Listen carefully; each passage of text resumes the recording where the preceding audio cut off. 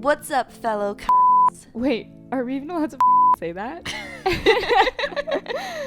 This is See You Next Thursday. Spinning in circles, that's so cliche, yeah.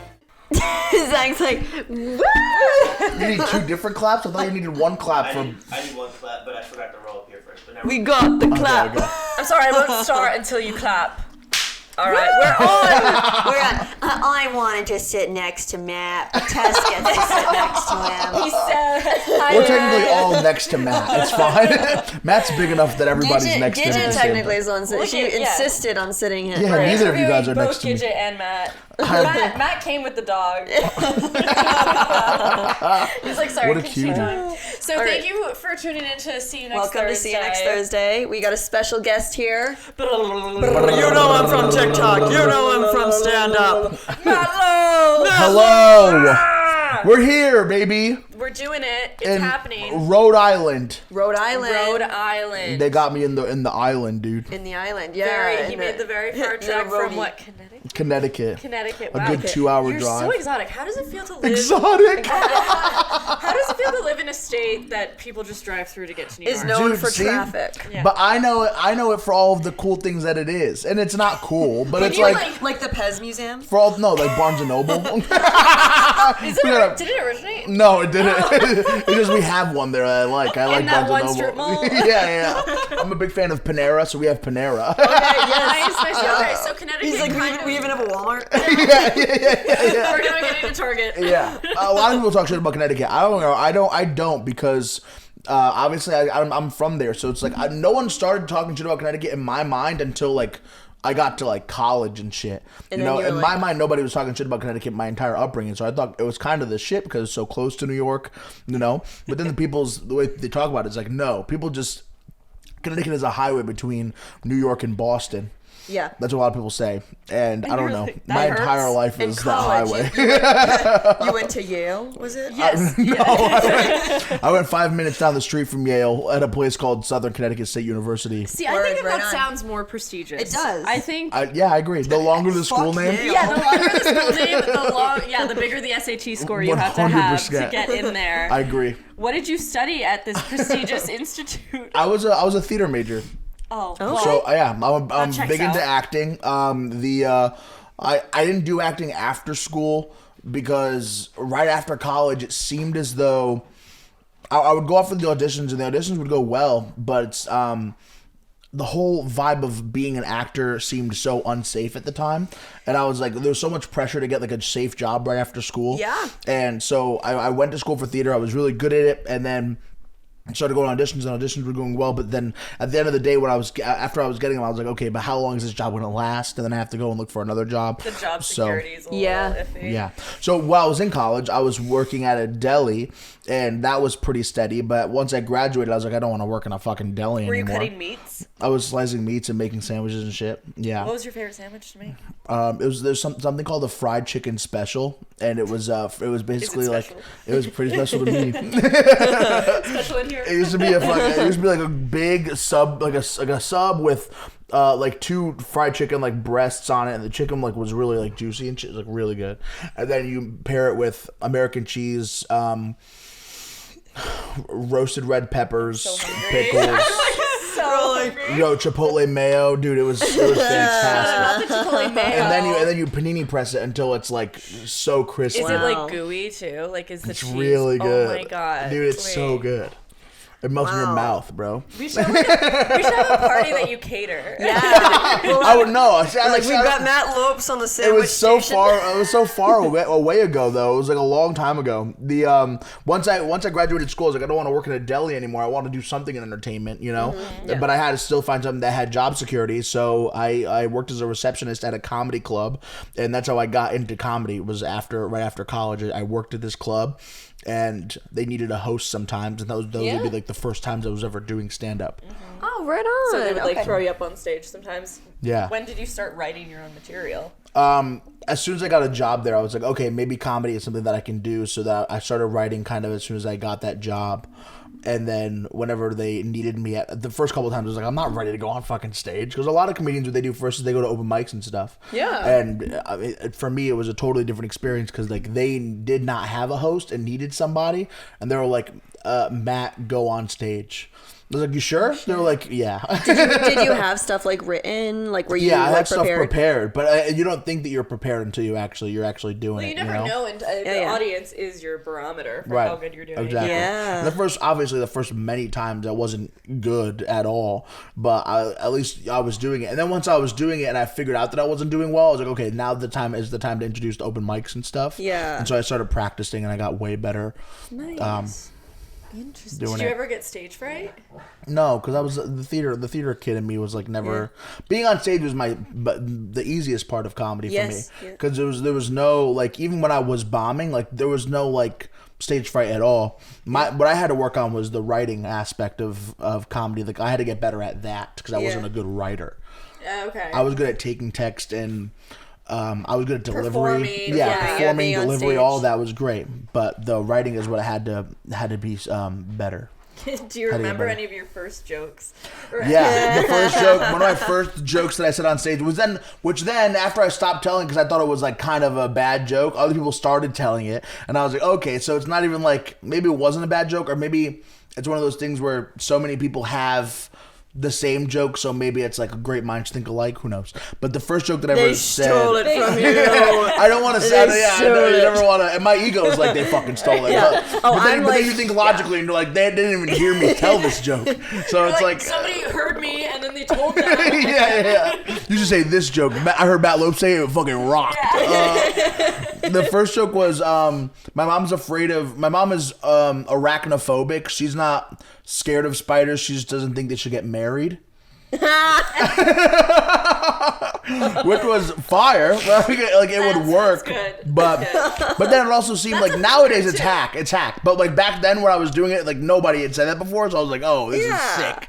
You're like, I'm new on the scene. I'm making waves. It's edgy. It's edgy. But now you see it as a meme on Instagram. You're scrolling, and it's like, I told that joke 4 years ago, and now it's a meme with a picture of a lobster. It's just like That's so funny. people just put random. I love when people put random text on a random photo. Oh yeah, like that's just like a meme now. Yeah, it's so good. But it's always, you're right, it's like a lobster or like a crustacean of some or like sort. a cat crying. Yeah. I'm a big fan of when the cats are crying. I and still love the meme of like the housewife yelling and the cat just like meh. Yeah. I like the one of great. This fly. It's like it's taped down. It's so funny you can't even say it. It's taped down and there's two AirPods and they're playing Karma by JoJo Siwa. And it's like you're forcing this the is fly what to you listen get to for it. coming into my house. Dude, that's so good. I love that. Oh my god. That one's very good. That's a great one. But all right, let's talk TikTok. You're popping off on TikTok, Sure. popping off on Insta. How did that happen? I was talking a little bit about it with Zach yesterday. We started I started on Vine, like I think everybody else not everybody else did, but when video creation was starting to become a thing, I feel like in my head that it started on like Vine, kind of, right? R.I.P. So 2013 is when I started making videos, and I wasn't good the entire time that Vine was around. You know, You weren't good? I wasn't good at all, dude. But I feel like I needed You those. had like 7 seconds, right? You had 6 seconds. Yeah, it was crazy. Prove yourself. And then towards the end of it, they upped it to like a minute and a half. But it was like at That kind of first, takes the charm out of it. I totally agree. That's how you knew it was on the downfall. But I was doing so poorly, but it wasn't even like. I thought what I was doing was fantastic, and then and then you get to the But everybody else By the time Vine ended, I had about 1,000 followers. I was like, okay, not horrible, but obviously a lot of those following came towards the end. So I gradually got a little bit better at making videos. Then TikTok came around, and it was just like something happened where I was just way better at making content because of all the years that I was failing on Vine. Yeah. It finally started to pay off. So about, I think, a month into me trying to do TikToks, one popped off, and then I was following trends for a little while, trying to make the trends my own. There was a trend where people were dancing to voicemails of their exes, like breaking up with them. It's like they would get they'd get like a voicemail from their ex. And the ex is like, hey, listen, I don't think this is working out. Wait, I've seen those, and, like, and they'll give like a shitty reason why, and they're just like, Oh my god. And the girl's like crying, but she's like also hitting the dad. That's dad and shit. Exactly. So I didn't have any of those, but I had a bunch of voicemails from high school from when my dad used to give me a call and just yell about shit around the house that's not going well. So he would call me about like my phone bill that hasn't been paid, or like cutting the grass and shit like that. I just have all these angry voicemails, and I did a series. I did like about 10 TikToks where I was dancing to my dad's angry voicemails. That's hilarious. And that got me from about like around 100K. And that's where I kind of like got that first bump. Yeah. was that when you were like, maybe I could actually be doing this? Yeah, I wasn't getting paid from them, but I was definitely still following. Like, it was right around COVID. Like, COVID was happening, and then so I wasn't even staying at my house. I was staying with a couple of friends on campus at their townhouse in college. So all day there was no school, there was no work, and we were just making like videos around the house. We were doing either trendy videos or just whatever we thought was funny, just creating content. And then after I got out of college, by the time I graduated about a year later, I had about 200K. And then I stopped for a while because I wanted to get good at comedy. Yeah. So once I graduated school, I got a job at the comedy club and started getting good there. And then about 6 months later, once I was pretty okay, like getting my grounding for stand-up, I went back to content creation, but in the form of like doing sketches. And figuring that out. That's what I've seen. That's what I first saw of you on kind TikTok. of your bread and butter now. Yeah. Exactly, right. Yeah. And that's got me from whatever it was 250 to what I have now on TikTok, which is 1 million, which is fantastic. So sick. So sick. We'll have to insert some applause there. It's really snaps for Matt. it's dope as fuck. It's that's fun. that's integrating more acting too. You know what I mean? That's Of course. using more of your theater. Theatrical. Yeah, Of course. yeah. A lot of people they said they like my content because like because the ideas are original and funny, and the writing is good, but also because I act in them very like dramatically. Yeah, I've seen so many interviews of actors being like, the funniest way to act is to treat it like it's serious as fuck. Right. Yeah. So that's how I do my content, and I've a lot of people getting into comedy, having the relationship that I have with social media, and having had been bad at it for so many years. When I see comics that are now like have never done social media, and they're trying to get into it now, like just to try because they know how important like a fan base is to selling tickets and stuff. It's like they talk to me and they're like, how do I get started on social media? Like they think that they can go. There's I like don't a know, formula. viral. Like, Yeah. And really what the formula is be bad for a long time. Trial and error. Yeah. Exactly. Figure it out for yourself, because no one's going to be with you every fucking single step of the way to like tell you exactly what to do. Yeah. So me and a bunch of other like internet comedians that I know that have followings all kind of agree where it's like, if you knew that your 101st video was going to be a banger, but the first 100 that you do were going to suck ass, then you just get to work right away with making all the bad videos. Yeah. If you really care, if you don't want to do that work, then social media might not be for you, because you definitely do need a lot of that failing. I mean, Or it's just the the- same just with the acting. knowledge of, like, what That's goes how, like viral. this. For every 100 no's is one yes. Yeah, hell yeah. Like for every Absolutely. one yes, there's 100 no's. I forget the order in which you're supposed to say it, but It's a beautiful quote. It's a gorgeous beautiful quote. I have a tattoo above my ass. So you mentioned job security. I mean, what do you think that you'd be doing if you weren't making all these crazy videos? And have you been able to monetize, the TikTok? So yeah. two very different questions. Piggyback on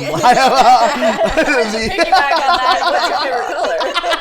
Orange and no, if I didn't if I didn't do stand up or social media, I think I would still just The army. I would want to be around it. I would never be in the army. Dude, I get so scared whenever I think about like whatever if World War III is ever gonna happen. Oh my God. But like they're never I'm not going. I'm going to prison. I'm not going. You're not drafting Canada. me. You're not drafting me. I'll go to Canada, but I also feel like Canada's gonna be. I don't know what the process is, because once a draft comes, if I start draft dodging is illegal, right? Well, our president, our current president is a draft dodger. Well, then perfect. If you can do it, I can do it. Yeah. So if Canada doesn't work out, or if I get caught in Canada, then I'm just going to prison, bro. Caught in Canada. They're dragging me back. I'm like, no! My fucking fingers are in the dirt.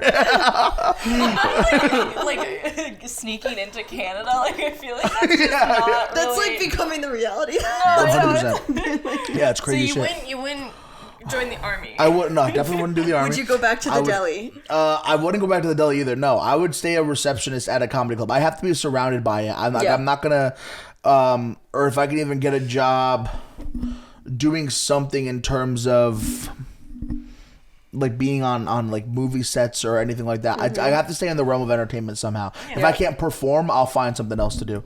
Produce. Well, that's Produce, write, whatever I can. Well, because like I'm in that boat of like, you know, I'm pursuing acting full time, but also like I'm like I need a safety net. But my safety net right now is I'm becoming a DJ, which is Sick. but I think it's just. She needs a It's safety cool that that's a safety net. That's fantastic. I was like I read Brie Larson did this, so I'm just gonna try to follow in those footsteps. But like, it's hard, like, cause like you said, you want to stay, like we're different kind of people. We're entertainers, and like we got different brains. you do want to be surrounded by it. Like even if I'm not acting, I like being on a set. You know, it's like a different environment. Yeah, 100%. That's how I feel. So. I really don't know what. Before I got into like acting and even like in high school, because I started acting in like middle school, high school. But were you in any that, plays? Yeah, we did. Were you in Fiddler on the Roof? No, like, I no. can kind of see that happening. Like a little Tevier? No, hell no. I did. We did the Addams Family musical a couple times.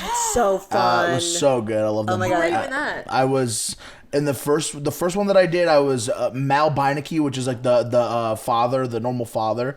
Okay, yeah. And the second time I did, I got to be Gomez, which was sick as fuck. I was in college. Oh my God. Dude, I keep I on sitting killed up it. straighter.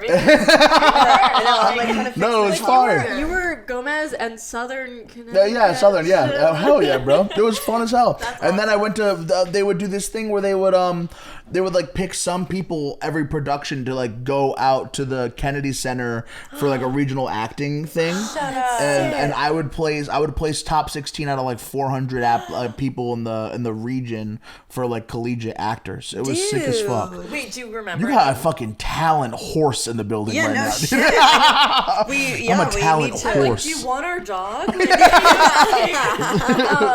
Should have baked a cake. Oh, he's chewing the fuck out of this toy. I also She likes to wanna say dissect it. that- It's okay. I also wanted to say that her breath smells like fish. It's not me. What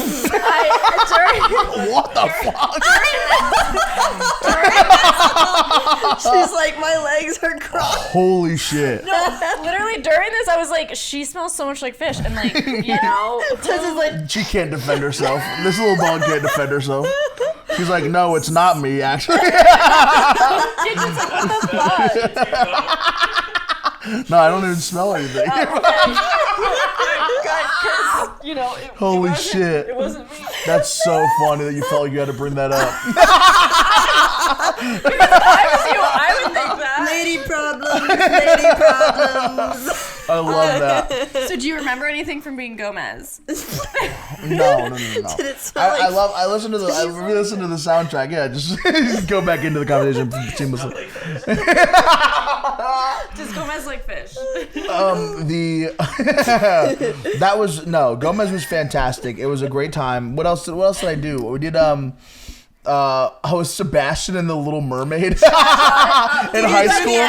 I had to do they made me do the accent. It was Shelton, Connecticut, which is a red town, okay? And it's in a state. It was a bad everybody. I didn't even know racism was a thing until I got to college, okay? I was very privileged and like surrounded by all the white people. my God. And so they were like, listen, you have to, like, you're going to go for Sebastian. I'm like, okay, fine. Like, do the accent. They're like, and I'm full like, okay, Jamaican. I will. Like, when an adult tells you to do the accent, you do the accent. accent. You know?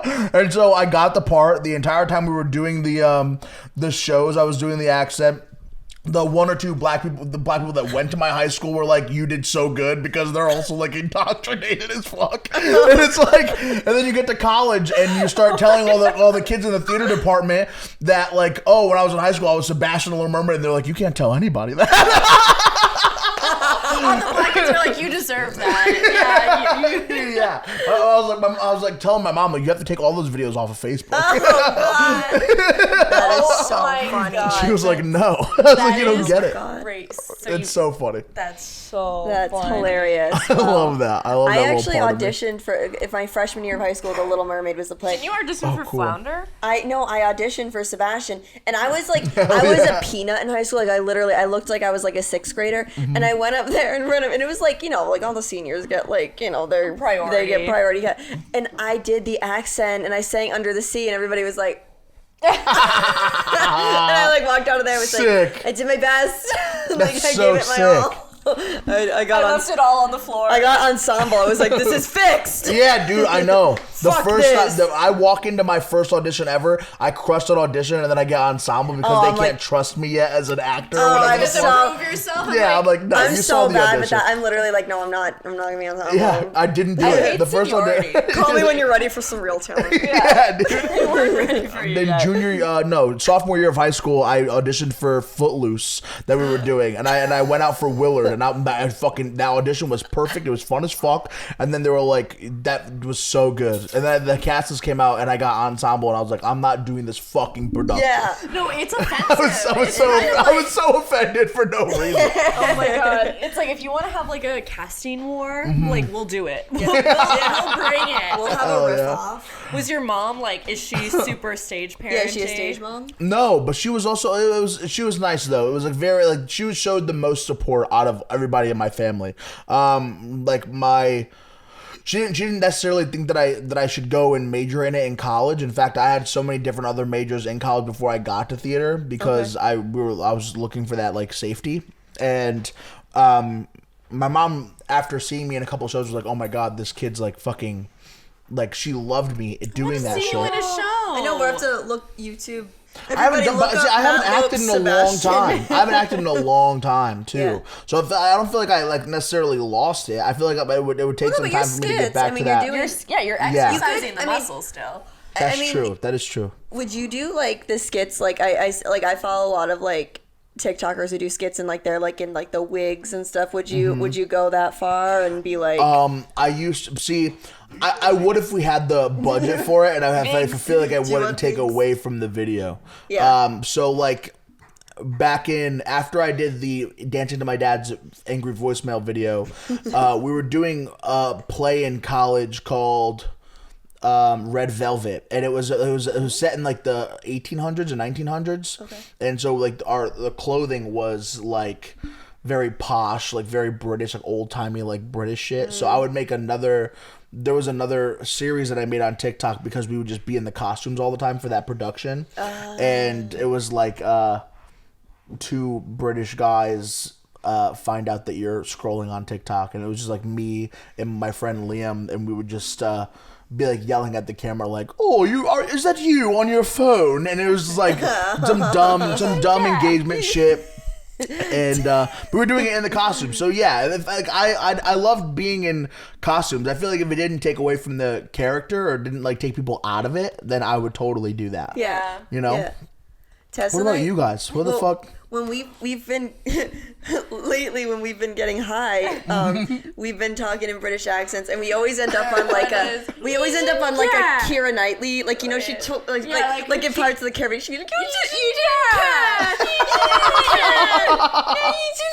Picture that with our eyes blazing red and like just like smoke. and we're filling the literally room. yelling like we're like saying it like and my mom's up, she's like, what do you guys like, can you guys like stop yelling? She'll tell us to stop and we're like, yeah. That's so fucking funny. So that's kind of That's that's what we've us. been Keira up Knightley to. was Pirates of the Caribbean. Was she in that? And if we didn't have shitty self-esteem as it is, she was only 17 in the first movie. She's Get the fuck outta here. most Yeah. gorgeous Yo, specimen I ever. hate that. Yeah. I hate that. I feel really guilty. I was meant to be a Nickelodeon kid actor. Like in Oh, my I see mind, it. I was Yeah. always like, "Oh, this is what's meant for me," you know. Yeah. And then the older I get, and the more it wouldn't happen, I'd be like, you start seeing younger people become famous and shit. Joey And King it's like- posted. She do Joey you know King- Joey King, the actress? Yeah. She posted and she was like, people are starting to get younger than me. He's like, people are starting to get younger than me, and it doesn't sit right. Yeah, it's weird. How old are you? You're 26? I'm 26. Yeah. All right, I'm gonna be You're such a 26. spring chicken. I'm gonna be 26. Why? I know. What are you no, guys? Well, we're I'm younger, 25. But 23, but I'm gonna be 26 next month, and I'm like, shit, like it's off the insurance. Oh off the yeah. insurance. Hell and- yeah. Yeah, no, but I really like. I had that entitlement of like I'd be watching Disney, Nickelodeon, and be like, pretty soon. I was on. Okay, I was a Nickelodeon actor. If Sick. you want, I was background on Victorious. I screamed for Kesha. Fire. episode. Freeze the You freeze frame, it right. you see her. Yep. And I have a video. Of Ariana You Grande never say French that braiding part. my You hair. say I was an ensemble of Victorious. Yeah. You gotta add the part where you were only on it for a millisecond. That's Oh, crazy. yeah. So I was background. But no, I get, and like you're, I'm like, I'm gonna be 26. I'm like, fuck. Can I still pull off the high school? Can I be one of the high school kids? Right. You should Jackson. read. Well, you should read Josh Peck's book. It was great, and he talks all about just like.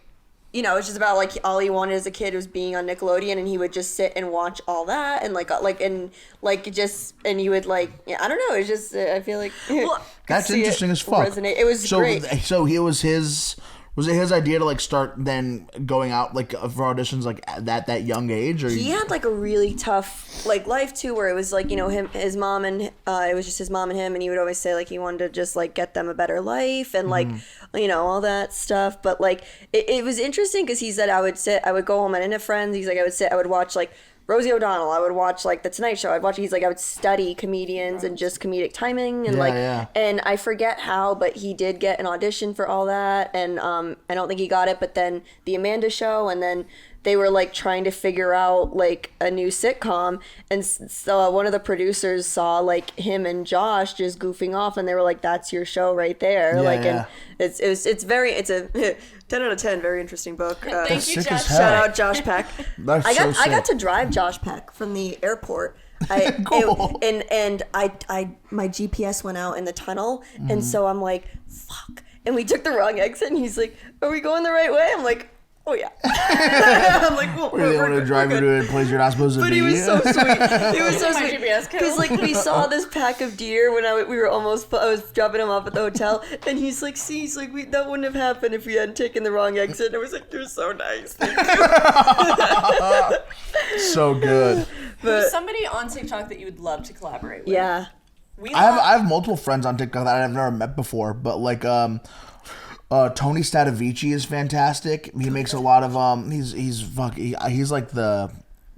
I feel like what he's doing is just fantastic. I've known him since he was at like 40-50K, and now he has like 3 million or something like that. And it's just like so cool to see your friends get it and then run with it and just like grow the way they grow. Who else on TikTok? There's so many funny people on TikTok. What about Zachariah. Zachariah Porter? Have you seen his stuff? Zach Porter sounds familiar. He's actually in Mass, right? he's from Dartmouth, Massachusetts, but he does all like women like at the bar, and like he'll be like it's Like just, your drunk aunt. like drunk at aunt, Thanksgiving. but they're hilarious. Just like He's the one that wears all the different. he wears like the wigs and stuff. Oh, cool. I don't know. I don't know him off the top of my head, but fire. Yeah. No, it's just fun. Like Guys, so we only have a few minutes left, but I was wondering if you guys could do, for the last part of the podcast, we're like, improv sketch between you guys. Because she's an actor. And want to try it? How would we do it? I don't know. What the fuck? Would I just sit here, or am I like? Okay. I'm just watching. Off the bat, my aunt's like, "You didn't care." Maybe a British sketch, that'd be fun. Fuck, dude. Imagine her doing a podcast and she's not supposed to do a podcast. Women are not allowed. Are you doing the podcast again? You told me that you didn't care if I did it. You told me you didn't care. This you can't podcast in the house. I smell fish. Bringing back the fish is so funny. You were supposed to go to the market to buy fish, and you're here doing a podcast. You didn't care. Well, at least you got the fish. Guys, smell the fish. So funny. Surprisingly, it's my pussy. It's the dog's breath, Papa. I swear. I swear. It's like in iCarly. Did you watch iCarly? Yeah. Like when Gibby was the British father and and he'd be like, floss my toes. I feel like British people can be so chaotic that Yeah. it's like, So everybody's like, I don't know. They do anything, dude. I think their voice is the funniest. Oh, I love British people. What's your favorite accent? I think British. Australians are good too. Australian's I can't mine. do them well, but it's like. It's Australian. Australian. When I watch Nar. H2O, Oh no. when I watch H2O, I get it down. I have to like listen. Arnar, Clary. Clear, Yeah. The funny thing is that's so accurate. Like that's literally like the show, just Clear, Nar. It's them getting wet in various ways. Yeah, hell yeah. So what do you have coming up? Do you want to shout anything else? For Rhode Island, you guys, I'm gonna be Just, like, We any have skits that are coming we up, have listeners collaborations? nationwide. fire. think. Coming up, I have a podcast that I do as well called the Boyfriends, which is we do it with Corey B and Marcus Monroe, which are a couple other content creators in New York. That's very fun. I'm touring right now with Corey, so if you ever want to come and see me do comedy, just look up where Corey B is going to be, and I'll probably be with him. And for Rhode Island specifically, I'm coming back here to headline. There's a comedy show that's happening on a beach somewhere. Is that Dope. Rogue Island? No, it's with Comedy Underground, Providence. sick. Yeah. So that'll be happening, I think, July 3rd. So if you guys are around July 3rd, come to that. That'll be a really fun time. Happy birthday, America! We're gonna be doing fireworks. It's gonna be a good time. Thank you for having me. Like any advice to TikTokers out there who Yeah. are like, because it's Oh, rough. yeah, hell it's like you said, it's a lot of failure. But what's the biggest piece of advice? I you love have? talking about this shit. Honestly, if you want to get into content creation, the reason a lot of people don't end up doing it is because their whole fear is like what other people will, like what their friends and family will think, right? Because the first couple of videos, it's probably not gonna be your best work, and you don't want to put it out there, so you never get started, right? Because you just have that ego or the fear of what other people think about you. And what I've learned is what a lot of people should start doing is make a brand new account where you're not following anybody and nobody's following you, and do all your bad videos there, like get good at making content on an account where no one knows you, and that could even start building. You could build an audience with that account, and that, who knows, that account might even start past whatever your personal account is, or people do start finding you, but that's probably because you're getting more views and you're getting more engagement, which means you're doing your content right. So a lot of people, if you're interested in doing content but you're afraid of starting on your own account, you can easily just go to another account and restart and just get good at making videos there. Right I like on. that. Yeah, because I feel like there's so much judgment. It's like, oh, There somebody's is, it's trying too Yeah, for hard. sure. It's like, Yeah, people will. They're like, oh, so-and-so's trying to be a TikTok star. It's like, it's like this is how you do it. Yeah, but yeah, exactly. And then so that's the whole reason I took me so long too. And I've been on social media obviously since 2013, so I was only like 14, 15 already. But I've been wanting to make videos since I was like 12, And what was stopping me was that whole like, what do other people think? And so eventually the desire to make the content outweighed the fear of what other people thought. Yeah. Haters are gonna hate no matter gonna what. hate. They're just Haters sad. gonna hate, dude. Haters gonna hate. let's all get tattoos that say that. A message to any hater out there.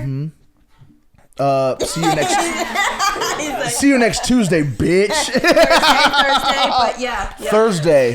You said it was Tuesday, Well, Zach. we wanted a little bit different. It was See you next Thursday, cocksucker. Next Thursday, cunt. Thursday. Thanks for having me, guys. I appreciate it. Of course.